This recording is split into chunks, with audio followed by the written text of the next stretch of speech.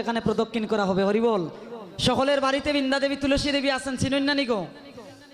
দুঃখের বিষয়। হরিবল।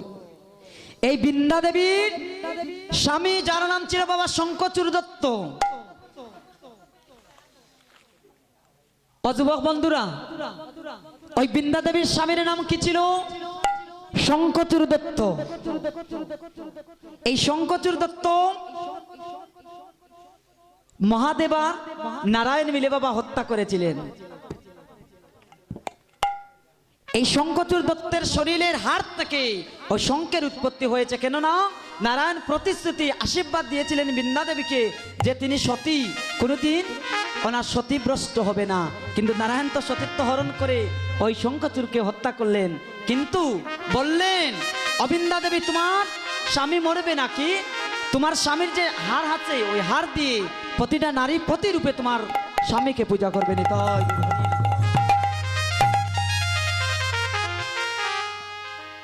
এবার পঞ্চম নম্বর স্বামী মায়েরা লুয়ার ফলা দিননি গোয়াতে দিছইন।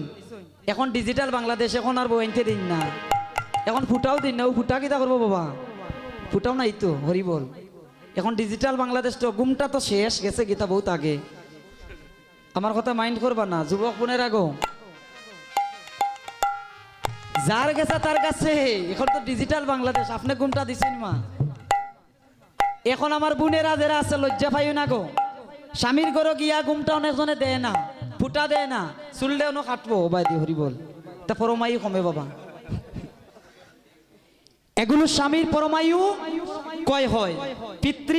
পিতৃলয়ে তাকে যদি কোনো বোনেরা এই চুল দেখবাই বাদি দুঃসাল রাখছেন কোন খাটন যদি মনে করেন যেন পিতার পরমায়ু যে আছে নানি সব আয়ু খাটে খাটে কমাইলে। আর স্বামীর ঘরে গিয়া চুল কাটিয়া ওবাদি বাট্টি দুঃখা, ওবাদি বাট্টি দুঃখা, ওবাদি এক কাটা দিলা ওখালে স্বামী মরব। তার পরমায়ু নেই।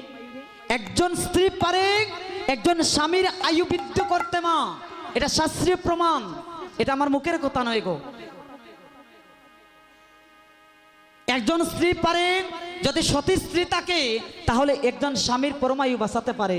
যেমন বৃন্দা দেবী পরম সতী ছিলেন। যদি গোবিন্দ সতীত্ব বাবা হরণ না করতেন তাহলে শঙ্কচূড় দত্তকে এই বিশ্ব ব্রহ্মাণ্ডে কেউ তাকে মারতে পারত না।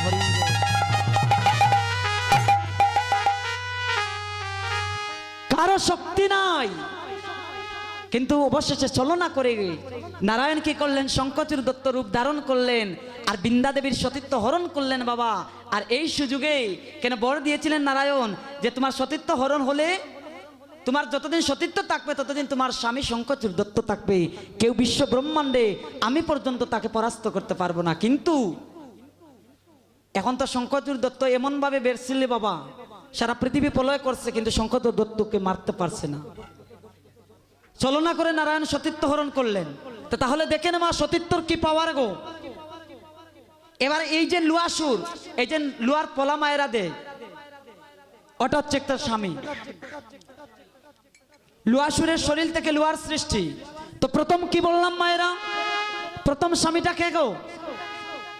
জগৎপতি। দ্বিতীয় স্বামীকে নিজপতি। তৃতীয় স্বামীকে মা শঙ্কচূড় দত্তের শরীর থেকে শঙ্কের সৃষ্টি। আর চতুর্থ কি? সিঁদুর, মহাদেবের রক্ত থেকে সিঁদুরের সৃষ্টি। আর পঞ্চম লুয়াসুরের শরীর থেকে লোহার সৃষ্টি। হরিবল।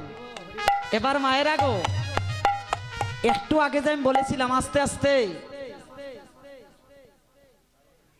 স্বামী স্ত্রীর মধ্যে কি কি সম্পর্ক হতে পারে বাবা। স্বামী স্ত্রীর মধ্যে মায়েদের স্বামী বাবা হতে পারে বাবা। হরিবল। পুত্র হতে পারে, বাবা হতে পারে, বন্ধু হতে পারে, গুরু হতে পারে, ভ্রাতা হতে পারে। কিভাবে?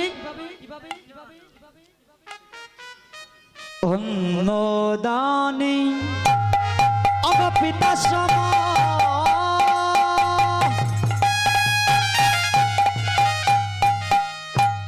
রতিদানে পোতে অন্নদানে পিতা সম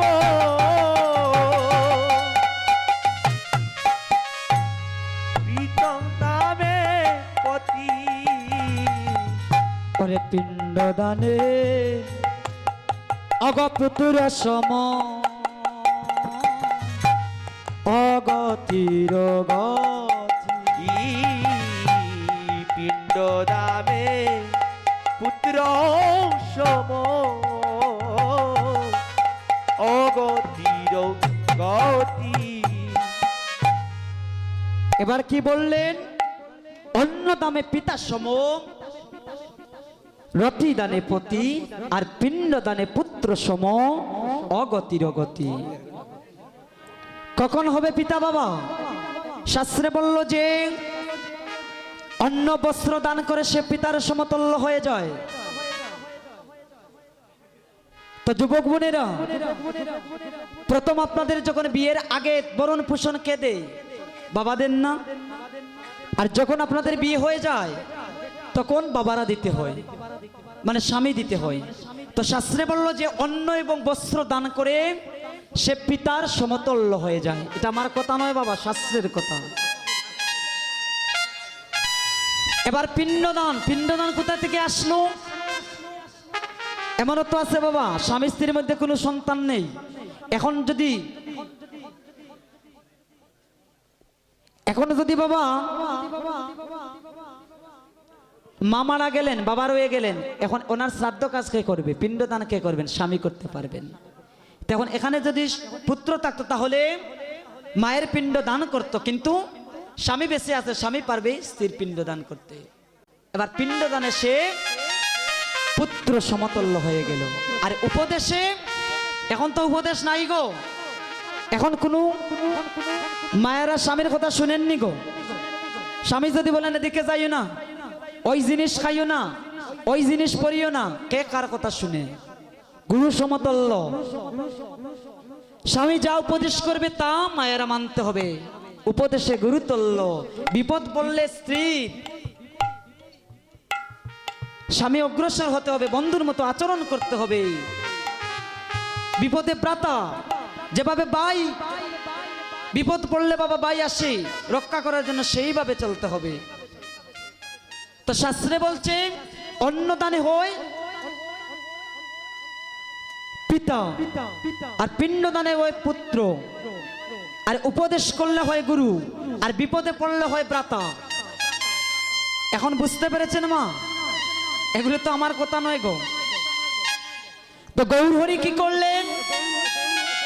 শ্রীদাম নবদ্বীপে জন্মগ্রহণ করলেন। এখন গৌরহরি জন্ম নিলেন, আপনারা হৃদয়ে আনন্দ আসছেনি? মহাপ্রভু আসলেন বাবা কলিতে উদ্ধার করার জন্য।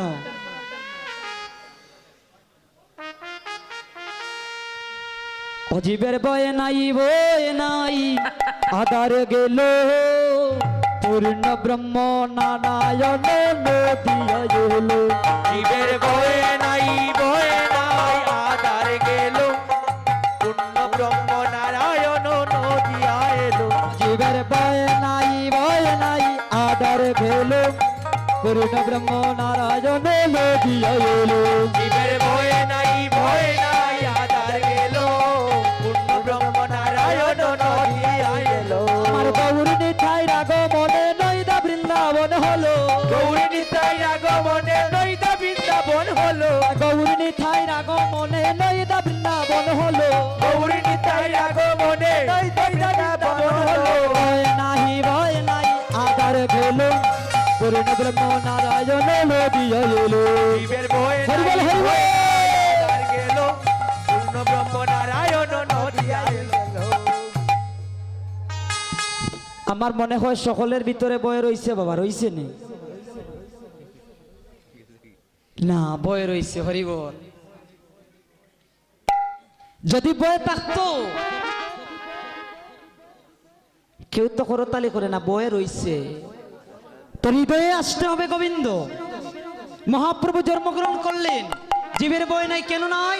না মহাপ্রভু এসেছেন কলির জীবকে উদ্ধার করবার জন্য। কে এসেছেন? ব্রজের বাঁকা কালো শোকা। এই যে ব্রজে সে কৃষ্ণ ছিল, কলিতে এই গোবিন্দ আসলেন, রাধাকৃষ্ণ তনুযুগ হয়ে আসলেন।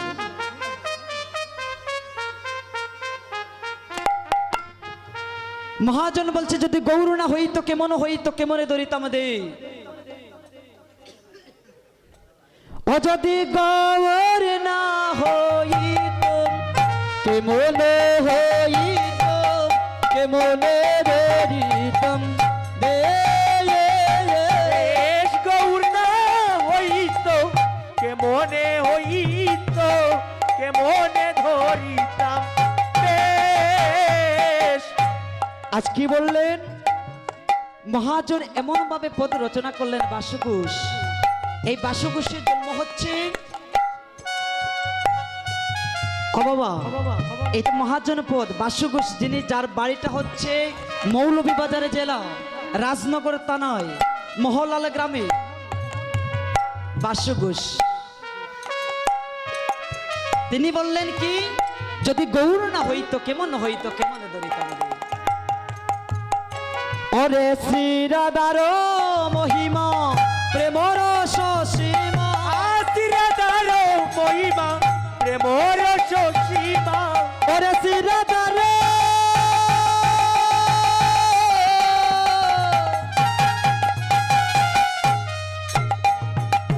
শ্রী রাধা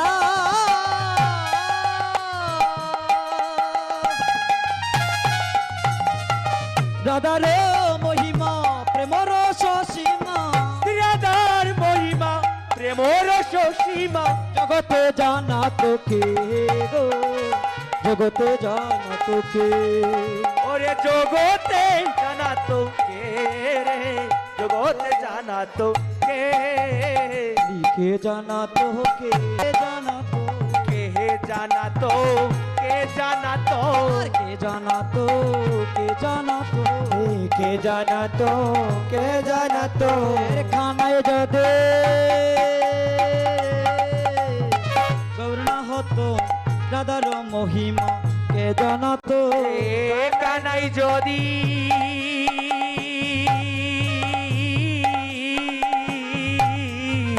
গৌরনা হইতো রাধার মহিমা কে জানা তো। কানাই যদি গৌরনা হইতো রাধার মহিমা কে জানাই তো। ওরে কানাই যদি গৌরনা হইতো রাধার মহিমা কে জানা তো। কানাই যদি গৌর হইতো রাধার মহিমা কে জানা। ও রাধার মহিমা কে জানা তো। ব্রজের কানাই যদি গৌর না হতো তাহলে রাধা তত্ত্ব কেউ জানাতে পারতো না বাবা। কারণ গৌরাঙ্গ মহাপ্রভুকে আসেন নাই, রাধা গোবিন্দের তনু তো মিলিয়ে তনু যুগ হয়ে এসেছেন, তাই তো বলছে গরাছ। ওরে মদর বৃন্দ বিপিন মাধুরী প্রবেশ চাতুরী স্বরে। হে মধুর বৃন্দা বিপিন মাধুরী প্রবেশ চাতুরী। মধুর বৃন্দ বিপিন মাধুরী প্রবেশ চাতুরী স্বরে। রে মধুর বৃন্দা বিপিন মাধুরী প্রবেশ চাতুরী। বরজ ঝোবতে রসর আরতি। বরজ যুবতী রসর আরতি। ওরে বরজ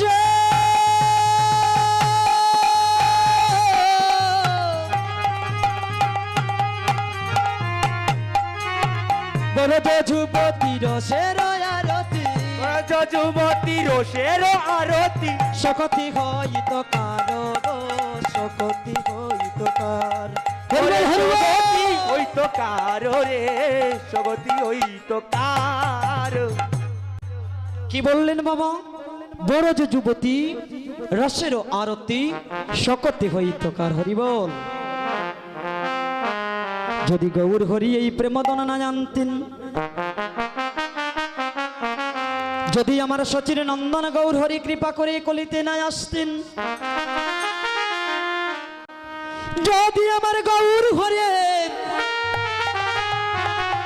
কৃপা না করে যদি এই কলিতে না আসতেন, তাহলে এই কলির জীব কখনো উদ্ধার হতো না।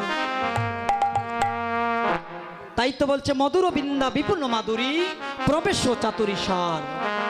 এই কথাটা হচ্ছে বাবা এই যে জড় জগতে আমরা 84 লক্ষ জনে ভ্রমণ করে দুর্লভ মনুষ্য জন্ম পেয়েছি, শুধু আসা যাওয়া সার হবে, আর কিছু হবে না, উদ্ধার হবে না। তাই তো বড় যে যুবতী রসের আরতি শকতি হইত কার। যদি গৌর হরি না আসতো তাহলে আমার মতো কলির পাষণ্ড জীব কখনো উদ্ধার পেত না। এবার গৌর হরি ওরে গাবো গাবো গুণ গৌরাঙ্গের গুণ সরল করিয়া মন। রে গাও গাও গুণ গৌরাঙ্গের গুণ সরল করিয়া রে গাবো গাবো গুণ গৌরাঙ্গের পূর্ণ। গাও গাও গুণ গৌরাঙ্গের গুণ ওরে গাবো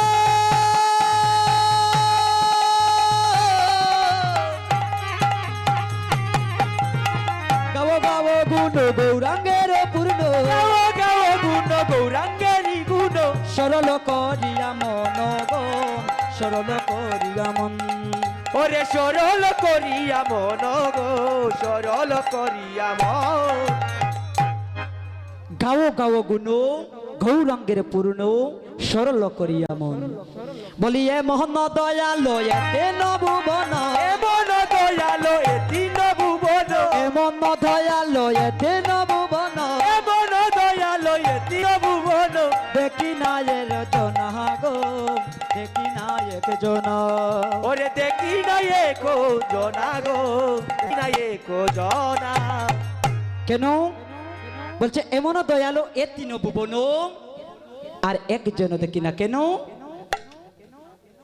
এই গৌর যে নাম বিলাচ্ছে বাবা, কলির পতিতে পাবন হরি গৌরচন্দ্র যাচিয়া নাম দিচ্ছে। বলি যাচ্ছি যাচিয়া নাম বিলাই, যাচিয়া যাচিয়া নাম বিলাই, যাচিয়া যাচিয়া নাম বিলাই, যাচিয়া যাচিয়া নাম বিলাই। সে কলির জীবের ধারে গিয়া যাচিয়া যাচিয়া নাম বিলাই। কলির জীবের দ্বারা যাইয়া যাচিয়া যাচিয়া নাম বিলাই। যাচিয়া যাচিয়া নাম বিলাই, ওরে যাচিয়া যাচিয়া নাম বিলাই, যাচিয়া যাচিয়া নাম বিলাই, যাচিয়া যাচিয়া নাম বিলাই। ওরে কলির জীবের ধারে যাইয়া যাচিয়া যাচিয়া নাম বিলাই। কলি জীবের গড়ে যাইয়া যাচিয়া যাচিয়া যাচিয়া বিলাই। কলি জীবের দ্বারা যাইয়া যাচিয়া যাচিয়া নাম বিলাই।